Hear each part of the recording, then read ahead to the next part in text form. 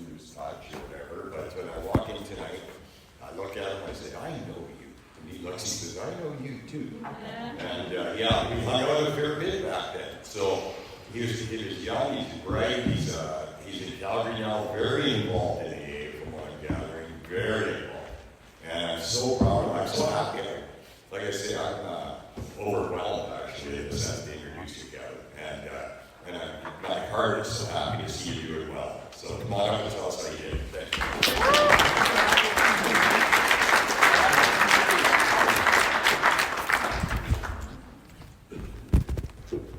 Good evening, everybody. My name is Kevin Olson. I'm a recovered alcoholic. Hey, Kevin. Happy to be here. Thanks, you guys. I run a big book study every Tuesday night, and we always start off the same way, and I'd like to bring that tradition here, if you guys don't mind. Okay, everybody put one hand up like this. Everybody put another hand up like this. Everybody go, oh, yeah. Okay, I'm going to have fun tonight, okay? It's completely optional. You don't have to have fun. I'm going to. I highly recommend it. So just to get some things out of the way, I was separated from alcohol February 18th of 2001. My home group is the primary purpose group of Calgary, Alberta. My sponsor's name is Daryl Dunphy, if anybody knows Daryl. Yeah. Good old Daryl. One of Daryl's home group members is here and speaking tomorrow morning, Denise. That's awesome. Yeah, I forgot. Yeah, that's great. Yeah, you guys are in Daryl's group. Or rather, maybe Daryl's in your group. Yeah. Anyway, and I'm an enthusiastic, devoted, grateful, active member of Alcoholics Anonymous. And I could not be more pleased to be here. I want to thank everyone who had any hand whatsoever in putting this together. I know, because I've been a part of some other Roundup committees, that this doesn't just fall into place. Okay, there's a lot of people who worked really hard, I'm sure, over the last year, especially post-COVID. Because I don't know about you guys, but things were like kind of on hold for a while, right? And when we started to like say, okay, we want to do the gratitude roundup again, for the first time in 2 years, it took some inertia to get it moving again. So just a round of applause for the whole committee. Anyone who had a hand in getting this together.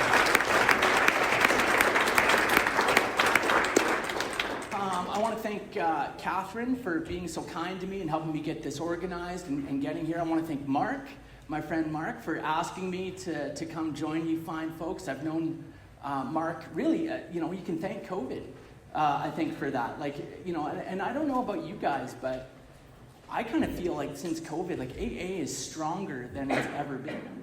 I think, something that could have been so divisive for our fellowship, something that could have really torn us apart when they took away our meetings. I think that we are stronger now than we've ever been. We're more connected worldwide and globally than we've ever been. So Mark and I got to know each other, I would say, through sponsorship. Some of his sponsees were coming my way, and some of mine were coming to Medicine Hat, and we'd kind of known and heard about each other, and we got kind of connected and hooked up that way, and I was really pleased to hear from him and to be asked to come to Medicine Hat, because as Jim just alluded to, and thank you for introducing me, Jim, this is like ground zero for the very worst drinking I've ever done in my whole life, was in Medicine Hat, without a doubt. A lot of memories from Medicine Hat. A lot of memories of the silver buckle. Can I get a cheer if you know where I'm talking about? You guys ever heard of the silver buckle? Yeah. What about the Scoreboard Sports Lounge? Is that still there? Scoreboard? Oh man, could I tell you stories about the scoreboard? What about Ezzy's? Is Ezzy's still? Oh, Ezzy's, yeah. What about the Rattler's Den at the college? Josh, sound familiar? Yeah, man. I get it. This is where I did the very worst drinking of my life, and eventually, you guys know. Okay, cheer if you've heard of this place. Okay, 5 North.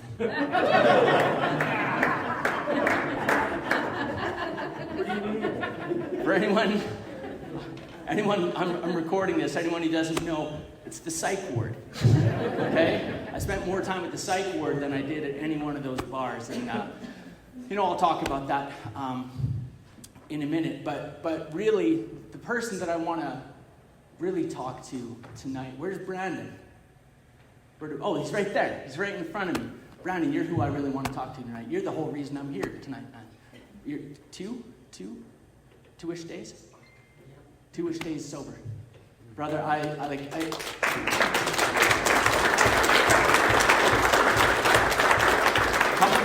coming back, right? I know all about coming back. Brandon in fact, I'm privileged and honored to sponsor a lot of men in Alcoholics Anonymous. I believe it's a God-given gift that I have. I'm uniquely crafted as an alcoholic who has been given this gift of recovery, this gift of the spiritual awakening through the 12 steps of Alcoholics Anonymous. I'm uniquely crafted to work with you. And I also kind of believe that I'm uniquely crafted to work with guys who are coming back, because I have so much experience coming back to AA myself. Okay? And I'm going to share about that. So, I guess I'm just going to get kicked off into my story. I was born in Calgary. I was an only child when I was born. I'm still an only child. And I often identify myself as I'm a recovering only child. I may have recovered from alcoholism, but I'm still getting over the only child stuff, okay? Because there's, and actually, in our book, I'm kind of in good company being an only child, because one of our co-founders, Dr. Bob, was an only child. And he says in his story that, unfortunately for me, I was the only child, which perhaps engendered this selfishness, which played such an important part in bringing on my alcoholism. And man, do I get that as a recovering only child. I completely know what it's like as when I would have birthdays when I was a small kid, like 6, 7, 8 years old, birthday parties. All of my friends would still be at the party, eating my cake and opening my presents and all that kind of stuff, and I'd be in timeout, because there is nothing worse than an only child on their birthday. Okay? I wanted to control the whole show from the day I was old enough to hold up my head as an infant. I was trying to run the show as an only child, and that's kind of the way that I was. And, that was fine, really not a big problem, until I went out into the world with other people. And almost immediately, our book says I was in collision with everyone all the time and didn't know why.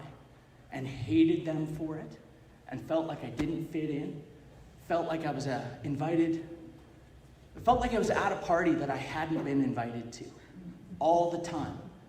Getting in, and then the other problem, along with the selfishness, was this self-centeredness, okay? Because when you're an only child like I was, all of the hopes and dreams of expectations of my parents were on me.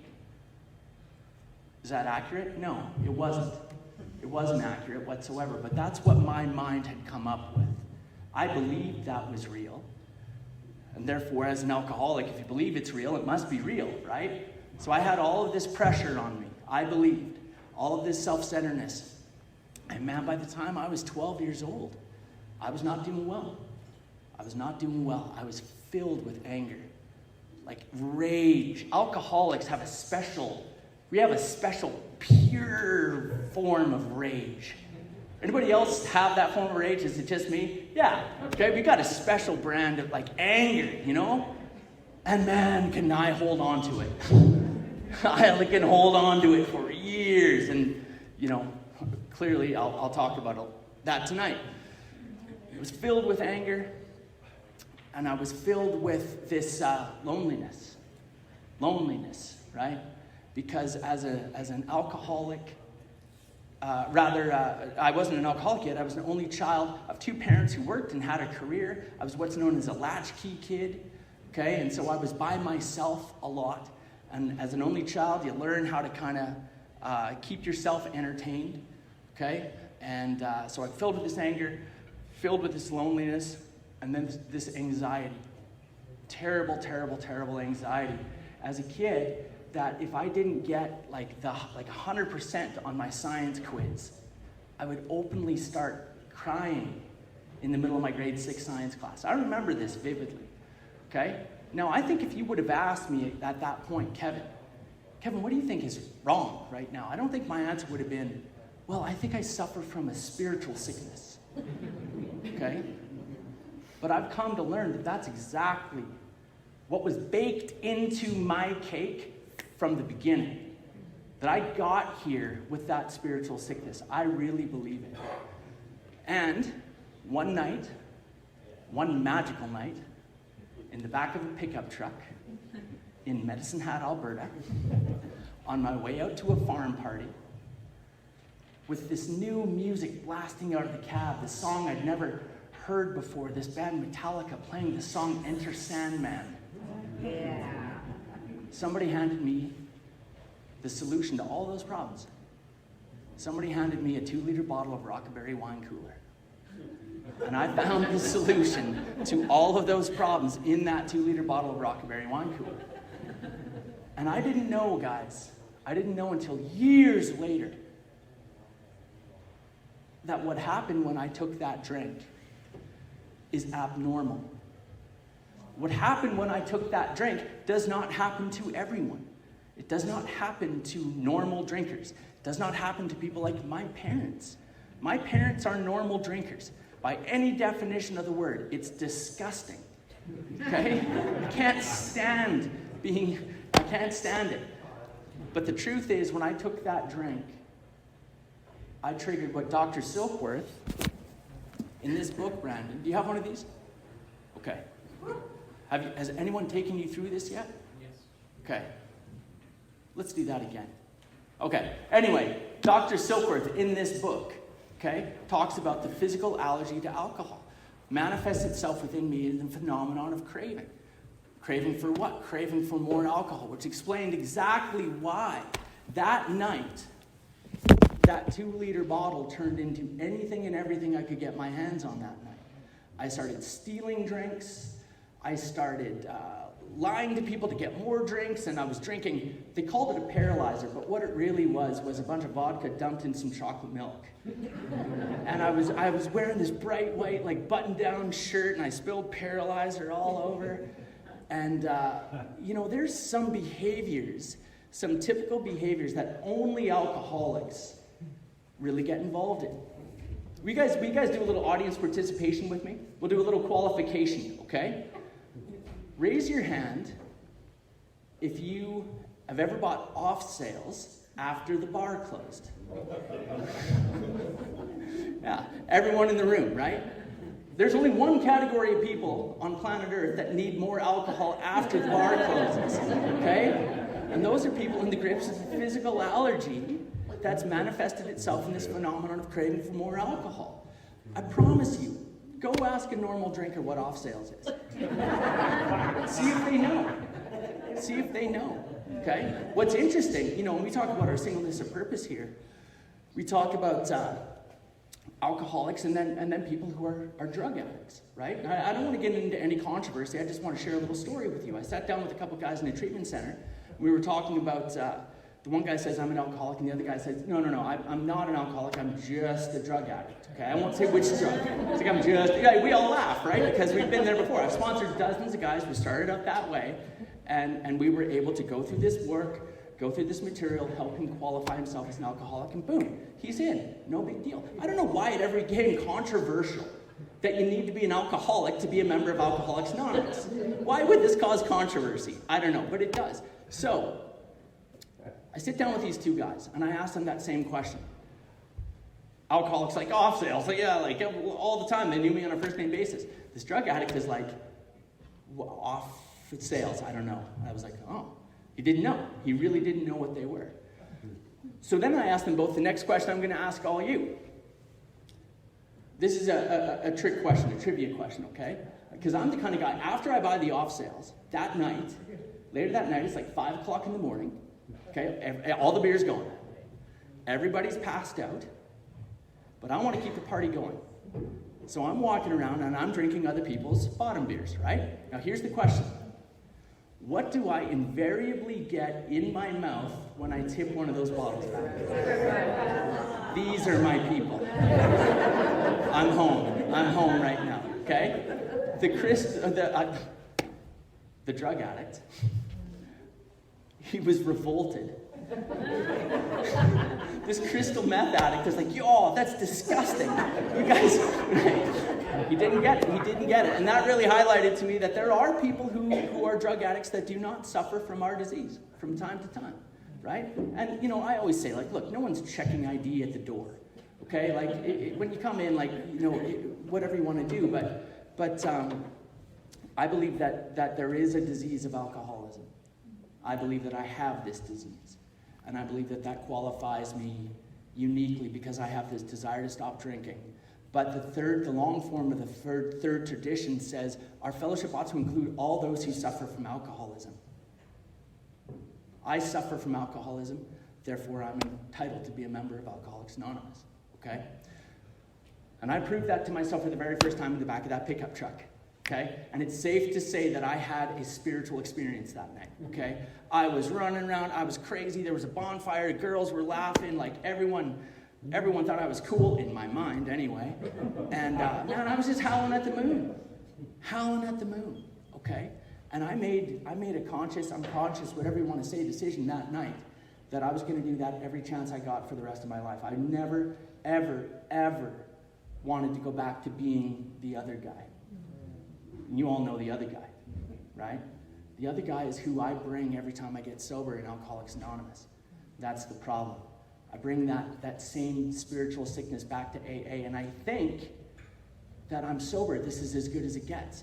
I'm sober. This is supposed to be the solution, this sobriety, and that's not it. The promise that I make to newcomers when they come to me is not only can you stay sober, not only do you never have to drink again, but you don't ever have to feel this way again. I know that resentment. I know that fear. I know that restlessness, that irritability, the discontent, the terror, bewilderment, frustration, despair. I know it, man. I lived it. I lived it for a long time, and I lived it for a long time in Alcoholics Anonymous. Spinning around. Jim, you nailed it, man. You better believe I was going to 2 or 3 meetings a day, man. By the time I got to Calgary, Jim, there was a time I was going to 5 meetings a day. And I'd get home, and I'd want to kill myself. Anybody here ever had that experience? Okay, anybody ever been sitting smack dab in the middle of Alcoholics Anonymous and know that you're not getting it? Man, I did. I did for a long time. I was going to 5 meetings a day on the bus, spinning around and around, thinking, and the biggest lie that I ever told myself is that I've been to AA, it doesn't work. I've never even been close to AA. And the analogy that I like to make about it is like going to the gym, because we all know people who they get the Lululemons, okay, and they get the water bottle, and they get the headphones, and they go to the gym, right? And they bop around, and they talk to people. It's funny, though, you don't ever see them actually do anything. You don't actually ever see them pick up a weight. And then these same people want to complain that they're not getting fit. To me, that was my experience in AA. I was all around AA. I was going to lots of meetings, but I had never, ever actively been engaged in this work. I'd never, ever actually been engaged in these 12 steps, okay? And what happened for me after many, many trips in and out of treatment centers, many, many trips out of psych wards, as I alluded to, many, many trips in and out of Alcoholics Anonymous. Like I told Jim, that time between 17 and 22 was the most painful in my life because I knew that there was a solution and I knew that I didn't have it, okay? Now, I'm not going to say that people were not carrying a big book message to me. Man, there was a guy in Medicine Hat. Did anybody ever know a guy named Lonnie? Anyway, I remember this guy named Lonnie would come to the psych ward, come to 5 North, and take me to meetings. You guys still have meetings at the airport? Oh, yeah. Up at the airport? In that little room? Same place? Yeah. That's crazy. That's like, 25 years ago I bet I was there. And he would come and pick me up. He'd sign me out of the hospital. We'd go there, and we would break the rules every time. because he was supposed to take me directly back to the hospital, but we would stop at Nifty 50s Cafe down on Kingsway. Is it still there? No. Oh, it moved. Anyway, we'd stop at Nifty 50s and we'd have French fries and a milkshake. The message of AA was there. People were trying to carry it to me. I just was not receiving it. Okay? And like Chuck Chamberlain, a great AA speaker, is no longer with us, but he says, we can't hear until we can hear, and we can't see until we can see. And it doesn't matter who's talking. It doesn't matter if the ghost of Bill Wilson is resurrected trying to 12-step me. If I'm not listening, it just doesn't matter, okay? And the only thing that ever made me really honest, open-minded, and willing enough to really start listening was pain, unfortunately. I didn't get here through virtue. I didn't get here through intellect. Okay, I got here because I was driven to AA under the lash of alcoholism, beaten into a state of reasonableness. I've returned to a treatment center again that I had already been to. Anybody here ever heard of 1835? Okay, yeah. Any alumni? Can I get a hoorah? Hoorah! There you go. Okay, 1835, man, 1835 house. I liked it so much, Neil, I went twice. It's true. And the second time I went back, crying, begging to get back in. Literally begging them. Because it was either that or homelessness. It was that or the mustard seed, the mats at the mustard seed down in the warehouse district. That's what I was looking at. And so they called me back and said, Kevin, we want you to know the counselors, we took a vote and we've decided to let you in. I said, great. They said, we want to let you know the vote was not unanimous. Okay? And the reason the vote wasn't unanimous is because I was not an easy character to deal with. I had a lot of very problematic defects of character. Jim had mentioned I was, smart, okay? Maybe too smart to get this. Man, I was so smart I was almost dead. That's how smart I was. And nobody likes the smart aleck. And that's what I was, and it was a defense mechanism. And I was just an extremely difficult person to be around, drunk or sober. And so it was hard for them to let me back in the house. I'm not good with rules, okay, to this day, okay? In fact, Justin, is it Justin? Thank you. Was up here. As soon as he started talking about the rules for the day, I just went and got coffee. I didn't even listen. You're not going to tell me any rules, right? Rules. Okay, every step forward I ever have, every step forward I ever do, the Calgary Parking Authority is on, calling number one. I'm not kidding. The Calgary Parking Authority is my arch nemesis, okay, because the rules don't apply to me, okay? This is the defect, okay? And it was the same thing in 1835. Anyway, long story short, guys, they let me back into 1835 by God's grace, and really what happened in that house is really two things. One, I started listening to an abundance of Alcoholics Anonymous speaker tapes. And I became deeply, I fell deeply in love with Alcoholics Anonymous for the first time. Listening to those tapes, listening to men like Chuck Chamberlain and Clancy Immersland and Bob Darrell, men who I've had the pleasure of meeting now. These men are my heroes, and I met Clancy before he passed, and I've met Bob. I'm going to see Bob this December in Las Vegas. And are they mortal men? Are they fallible alcoholics? Yes, of course. But to me, at that time, those men on those tapes, Larry T, Keith D, Vince Y, Bob B, Tom G, I could name 100 of them. To me, that was the voice of God. That was the closest that was the closest power that I could come to believe in at that time. But that's enough. Step 2 is the only one step that talks about the word power. That's all I need. I just got to believe that there's a power, okay? That there is something. And I got to be willing to believe that there's something. And those men helped me get through the door, across the threshold. The other thing, they had these other tapes down at the bottom. There's a whole set of them. These two guys that spoke together, I guess. Their names were Joe and Charlie. You bet, amen. Because I became a student of the Big Book. That's a lot different than just being an AA member for me. That changed everything for me. When I began to understand that this book, I believe, is divinely inspired. that this book was written by, as Joe and Charlie say, and Cowboy Ray. I don't know if you guys know Cowboy Ray. Started to do in-person big book studies in Denise would know Cowboy Ray. No, okay, anyway. He's no longer with us, but I do. Who did? Oh, yeah. Well, One of the studies. yeah, and he got it from Joe and Charlie. As they would say, this book is written by the first 100 members of Alcoholics Anonymous.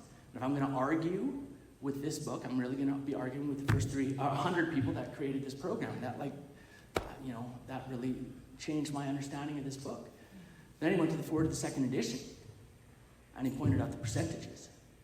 He talked about 50% of people got sober at once. And I wanted, like Jim said, I wanted it. I just didn't know. I felt like I was laying next to a lake, dying of thirst, in the middle of Alcoholics Anonymous, not knowing why.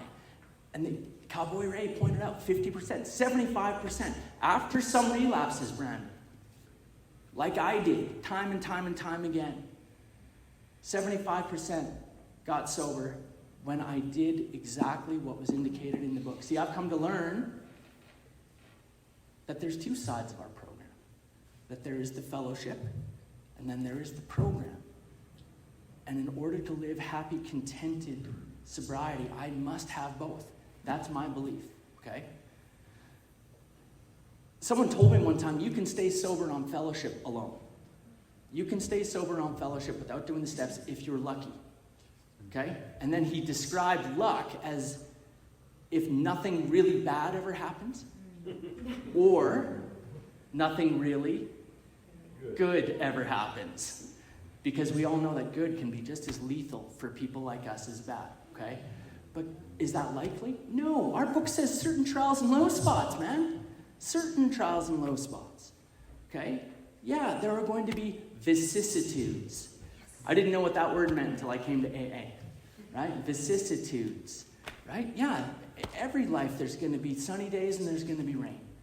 And in order to get through all of that with not only physical sobriety, because physical sobriety is great, but I can tell you I've destroyed as many things in my life with my alcoholism and my defects of character in sobriety as I ever did when I was drinking.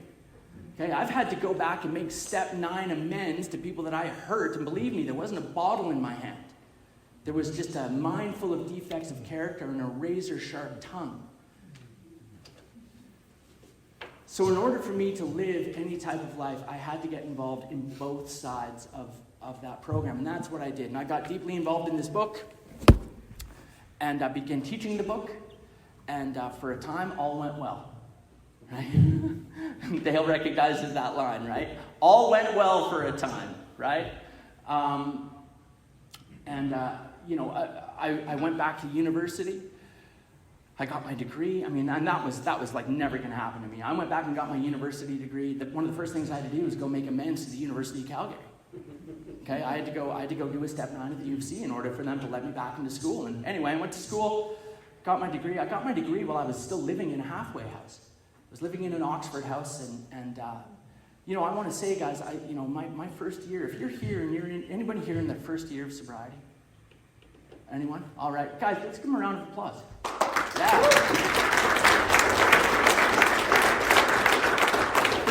First year of sobriety, I'm really glad you guys are here, but my first year of sobriety sucked. Okay? It was really, really painful. It was not easy getting through all that. One of the hardest things for me to learn to do was have a job. Like to get a job. I don't job well. Okay? It's not easy for me. It's really not. Okay? One of the things I've learned, these people are just obsessed with what time you show up. Just like OCD with these guys. And every day, it was a bit much for me in my early recovery. And so consequently, I had like 11 jobs my first year sober. I didn't find that out till my 4th year sober when I did my taxes. But, I had jobs. My first job, it was humble beginnings. My first job in sobriety was I was working on a cleaning crew. Okay, so we would all hop in the back of this minivan and drive around to rich people's houses and clean their houses for them. And I was the new guy on the crew, so guess what I got to clean all day? All day, every day. Well, not every day. And that was a joke. But that's where it started, and my next job after that, I was working at Quiznos. You guys know Quiznos, the sandwich shop? I was 22 years old, living in a treatment center, and my supervisor was 15. Okay? I come from humble beginnings, humble beginnings. But, little by little, and it was actually AA, it was through service work. It was a result of being in intergroup and GSR and showing up and doing my position that I thought to myself, you know what, maybe I could, at around 4 years sober, I thought maybe I could go back to college and try that. And I did. And I went back and got my degree and started to get jobs. And around that time, I fell in love. I fell in love, and she and I got engaged, and it was just too cute. Her and I, we were just like this little couple, and it was going to be awesome. And we got the wedding dress bought and engagement photos done, and booked the church and all that stuff. Like our parents met, and it was all sweetness and light. It was wonderful, and I had this job, this great job, and she everything was great. And she went on a business trip to Maui. And while she was in Maui, she met Charlie, the surf instructor, in Maui. And I was, 6 years sober, standing there minding my own business. And she came back and just said, guess what, hotshot? I've met the man of my dreams. His name is Charlie in Maui, and you ain't in anymore. You got to move out. You got to move out right now. It's over. That's it. Now, I would love to tell you guys that I handled that with spiritual grace, but I did not. I did not, and I got crazy. I got really, really sick. I ended up back in the psych ward. I relapsed without drinking, okay? For 3 years, I just went absolutely stark raving, insane, sick, heartbroken. Lost weight, like it was really, really, really bad. And people in AA kept saying things like, well, just turn it over. Have you found a reason to be grateful yet? Right? Have you tried to do, things like that? And I got mad at AA. I got mad at AA. I got mad at you. I got mad at the book. My big line at that time was, show me where it talks about this in the book. Right? And it doesn't. It actually talks about it in 12 and 12. In step 2. It says that exact thing. The woman we wanted to marry had other plans, right? But we were still able to believe in something. So for that 3 years anyway, I went crazy. I got really sick, went back to the hospital. And, looking back at that now, today, I think about why? Like, why did I get so sick? And so crazy. There's breakups. People go through breakups. People in this room are probably going through breakups and divorces and all that stuff. But I was catastrophically devastated. And why was that? Why did that happen? It's taken me a lot of inventory, looking back on why. And the reason is what it talks about on page 25 in our book. It says, the central fact of our lives is the absolute certainty that our Creator has entered into our hearts and lives in a way which is indeed miraculous. You guys with me on that? Page 25. The central fact of my life is my recovery and God. God needs to be the central fact of my recovery. When I keep God as the central fact of my recovery, when I keep God as the center, everything that orbits around that center flourishes and is well. If I put something else in the center, like a career, or a job, or a fiancé, and it can happen so quickly, it can happen so seductively, that I don't even see it's happening, right? I get something else in the center, and when she left, that same God that I had been talking about at the AA meeting a week ago, suddenly walked out the door, and I was devastated.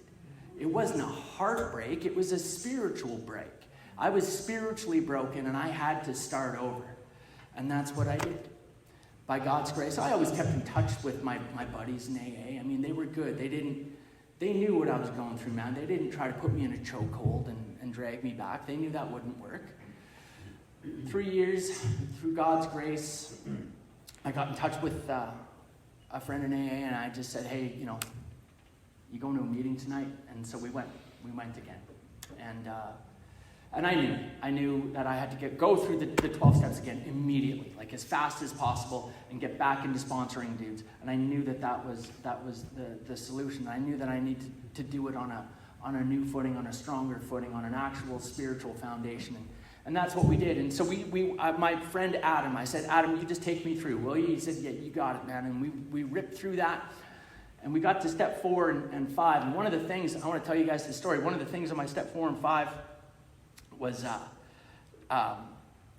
this SUV that I bought with her prior to her return to Maui. Okay, so she and I bought this SUV together, and both our names were on the loan, right?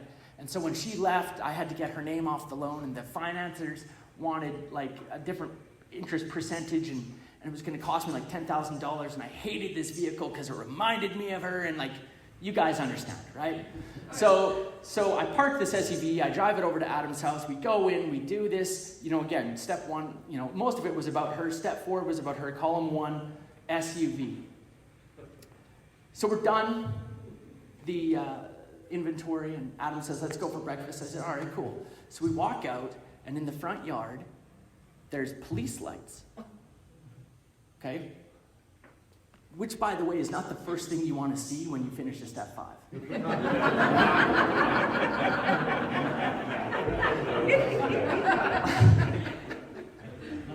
This is totally true. So then I look, and those police lights are all around the SUV.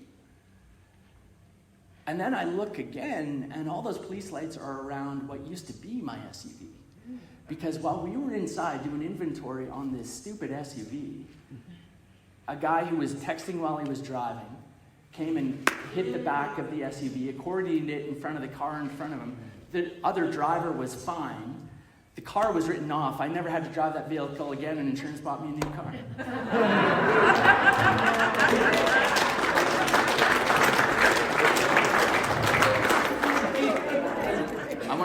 I want to talk about amends real quick. Are you guys okay? We got a little bit late start. Can I have like a full hour? Can I talk to like 10 after 8? Is that okay with you guys? Oh, yeah. That's okay, Dale? Okay. Okay, thank you. Thank you for that. Not that Dale makes the rules. No. Let's get a group conscience, Dale, okay? Yeah, I'm just messing. Don't mess with Dale. Okay, so I want to talk about amends. Most of the people that I made amends to, 9 times out of 10, if you're here and you're in your first year, you've never done amends, I've got a spoiler alert for you. Most of the people that you go to make amends to, it's not going to be a big deal. Like 98% of the people that I made amends to just say, it's okay. I'm glad you're sober. I hope you're well. Keep doing what you are doing. We're good. Okay? Would you guys agree with that? Mm-hmm. Most of the time, but not every time. And my mom wasn't having it because I'd broken her heart so many times, and I'd lied to her so many times, and I'd broken promises to her so many times that she was not having it. And my dad accepted my amend. Like, my dad's like the greatest guy in the world. Today, I know that. Okay? But my mom was really, she needed to see change, right? And I remember, I worked really, really hard at it. I worked really, really hard. I remember going to their place for Christmas for the first time with gifts that I had bought with my own money and that I had wrapped with wrapping paper before I got there. Exactly. Her mind was blown, right? But still, okay? Standing off a little bit. I understand. I'll never forget. My parents were traveling, and they said, Kevin, we need someone to come water our plants. If we give you a key to our house, will you come water our plants for us? And I'll tell you, man, like, no, I want to be clear. They still put the dog and cat with someone else. But they let me come and take care of the plants.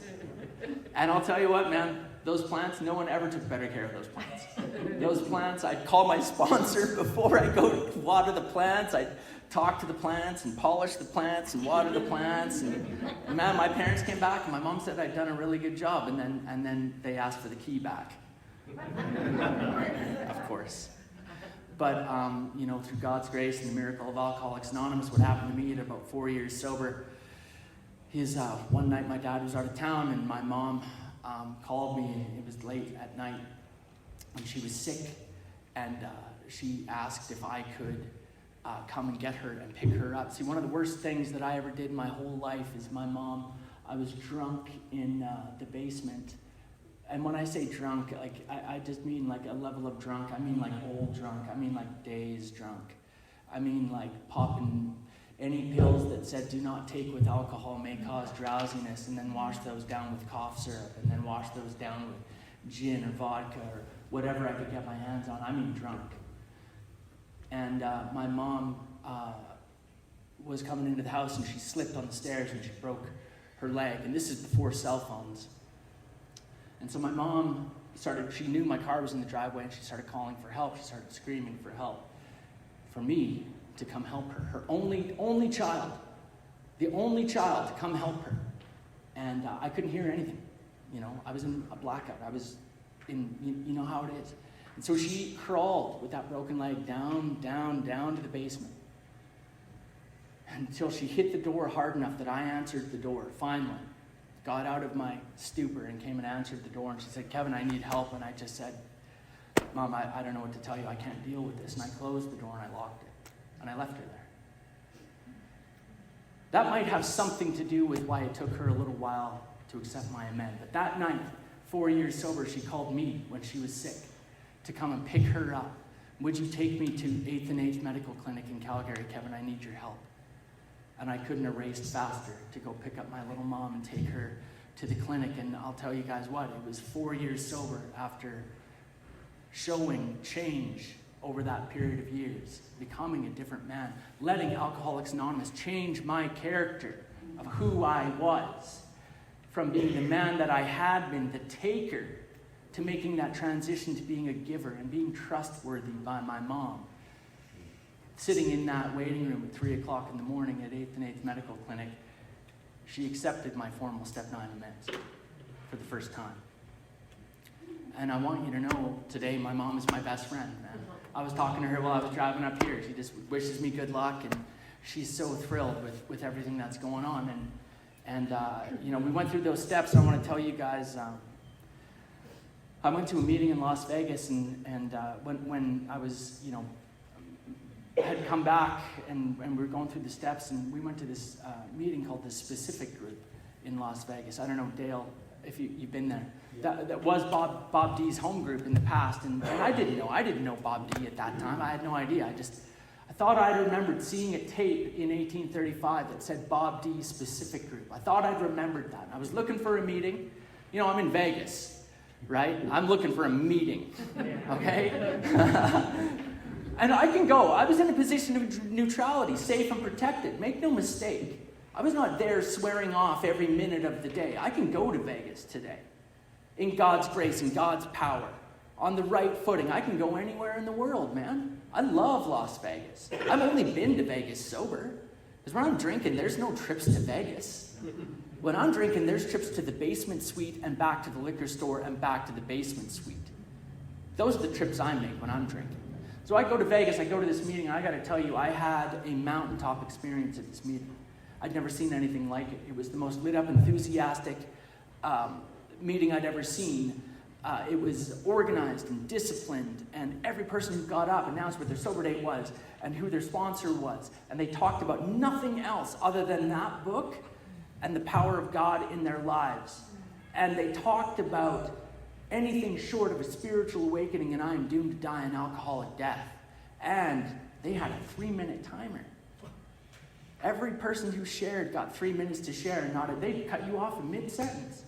I'd never seen anything like it, and I came back to Calgary, and my friends could see I was lit up. Something had happened within me, and I was compelled. I felt it was a calling.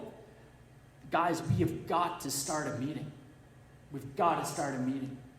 We've got to start something. And my buddy Adam, that I had just talked to you about, he got sober with Chris Raymer in La Hacienda. And Adam, and so he came back to Calgary, and he was like, well, where's that AA, right? And Chris said to him, man, you must create the fellowship you crave. That's what our book says, right? So Adam and I and a guy named Warren and a guy named Armand got together, and we founded the Primary Purpose Group in Calgary. It was the four of us. The first meeting was 4 of us and 3 guys from a homeless shelter. And I will tell you, of the people in the room that night, 3 of the founders are still sober, and 1 of the homeless guys is still sober. Isn't that awesome? Isn't that awesome? And we fast forward to, that was like 14 years ago, and on any given night, between in the room and on Zoom, we'll have 120 people every Wednesday night. Some would say it's the largest meeting in Calgary now, and we don't count numbers. Yes, of course we do. Of course we do. We're obsessed. No, we try not to be, but I want to be mindful of time here. But that's been one of the coolest things, to have a host of friends, to watch a fellowship grow about you. This is an experience you must not miss, okay? And to see that meeting grow and to see what it's become today is truly one of the coolest things I've ever been a part of. And COVID hit, and it was tough, man. It was scary, and the only thing I could do is just stay focused on service in AA. That was it. And then what are we going to do? How do we keep the fire burning? Okay, as we saw all these fires going out, we saw all these candles getting blown out all over the place. All these meetings. What could we do to keep the fire burning? And so we moved. I know we have no affiliation with any outside enterprise, but thank God for Zoom. Okay, because Zoom allowed us to keep it alive for that little period of time. And I know people that got sober on Zoom, right? And so that's what we've done. And to this day, we will always be a Zoom hybrid. Always. We've made that decision because it's so commensurate with our primary purpose. We can functionally carry the message to just more people if we're online. Yes, are there some people who are lazy and don't want to come to the meeting, they want to stay at home? Okay, so what? Fine. They can at least still come, right? It's better than them not being able to come. And the coolest part is we've had members go to Thailand for 2 months, and his name is Mackie. I love him. He never missed his home group. He was at the business meetings, right? He came to the business meetings online, on virtual. It was great. So, just 2 more things I want to share with you about what it's like today. And neither of these things am I sharing with you in any type of way as a flex or boasting. I really hope it doesn't feel that way to you. What I want to do is share with you a couple of things that have happened in my life over the last 4 years or so, as evidence of what God has done in my life. The step 3 prayer says, take away my difficulties, that victory over them may bear witness to those that I will help of thy power, thy love, and thy way of life. And that's all I want to do right now, is just bear witness to you of a couple things that God has done in my life, okay? Probably about 4.5, maybe 5 years ago, a woman walked into the Monday Night Big Book study that I do. And she and I, initially I stayed away because if you ever, Dale, you have met Nikki. You met Nikki. I did, yeah. Dale, we're getting married. Right on, dude. That's what I wanted to share. And you can imagine, Dale has met Nikki. So you know what I mean when I say, at first I stayed away because she looks like she's 19, okay? She's 35, okay? I checked. She looks really, really young. So when I met her, I thought, no way. I mean, you know the rules here, right? We just don't at all. She looked really young, and I figured she's probably about 4 days sober, and that's a no-fly zone. Okay, obviously we know that. But then I found out she was 31 and she was 10 years sober. And suddenly, to me, she was a 10 out of 10. Yeah, that's really great, Dale. She still has that knife you gave her. And that sounds funny, but it was a silent auction giveaway. That was a really meaningful event for her at the Golden Roundup, because she wasn't really well for a period of time in AA. She was a person who was 10 years sober and was stark raving crazy. And she was going to about one meeting a year and didn't have a sponsor and hadn't worked the steps. And she too ended up in the psych ward. I'm actually kind of proud of her. She's the only person I've ever seen that got taken to the psych ward in an ambulance with the lights flashing. That was very attractive to me.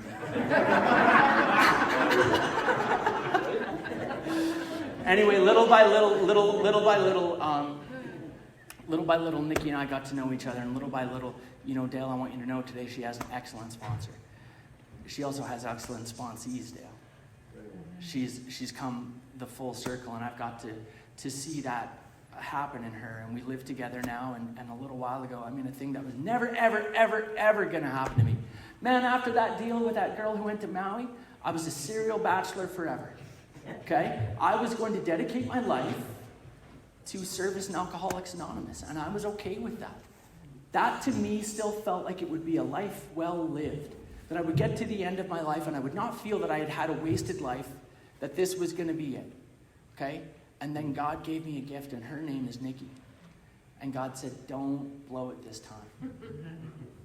And a little while ago, I went and bought a diamond and proposed to her, and she said yes. And we have a miraculous life. She's a member at my home group, and we're really, really, we love each other. We're madly in love, but we also like each other. We're also like best friends, you know what I mean? And to anyone who might say, well, you guys are in the program together, that maybe shouldn't be, I'll tell you, if I'm doing my deal and she's doing her deal, which she does, man, it works great. Especially when we're both working step 10. I'll tell you, at about 3:30 this afternoon, we both worked step 10.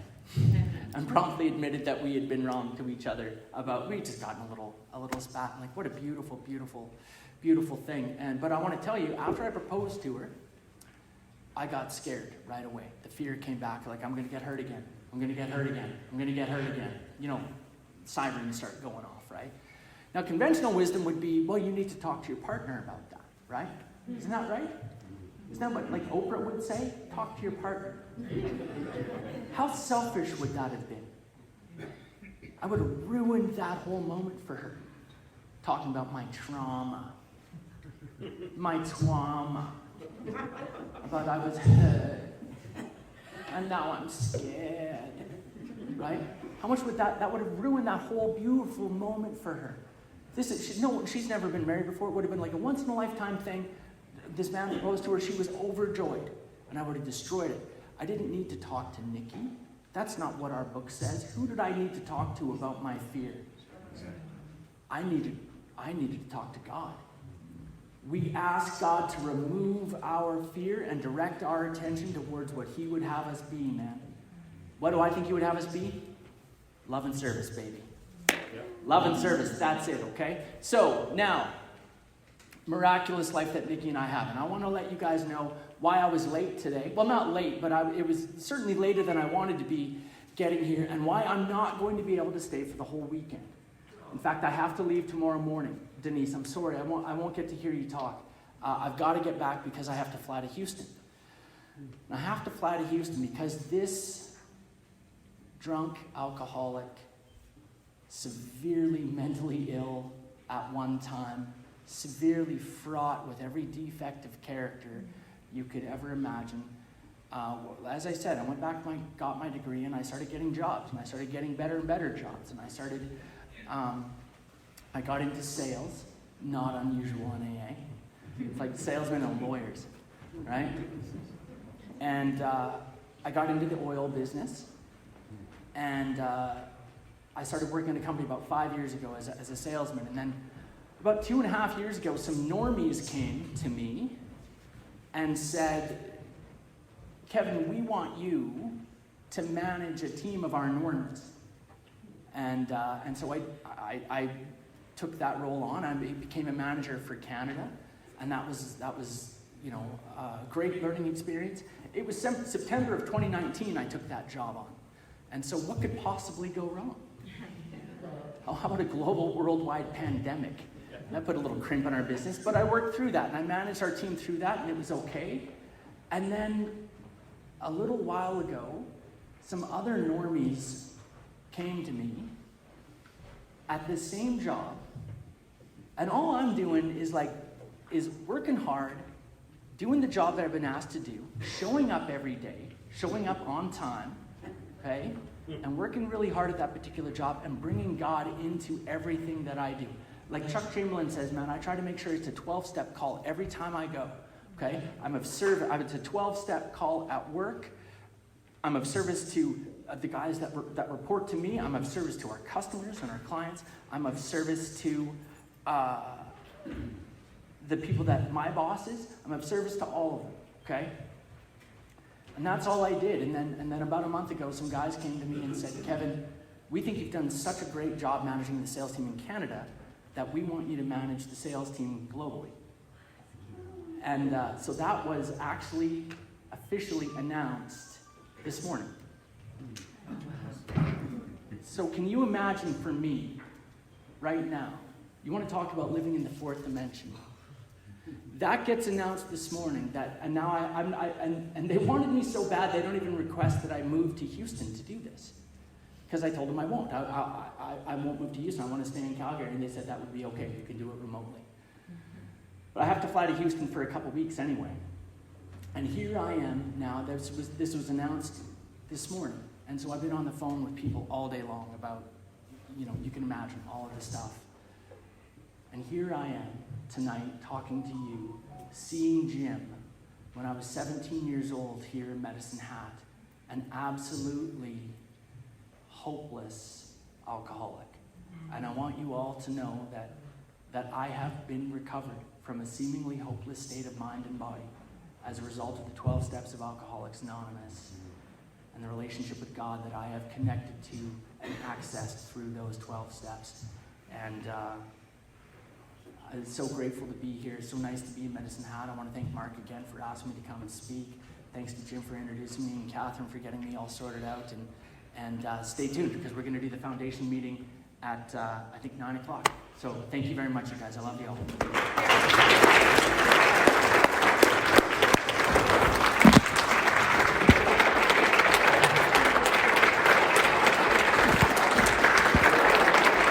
Hey, Eric.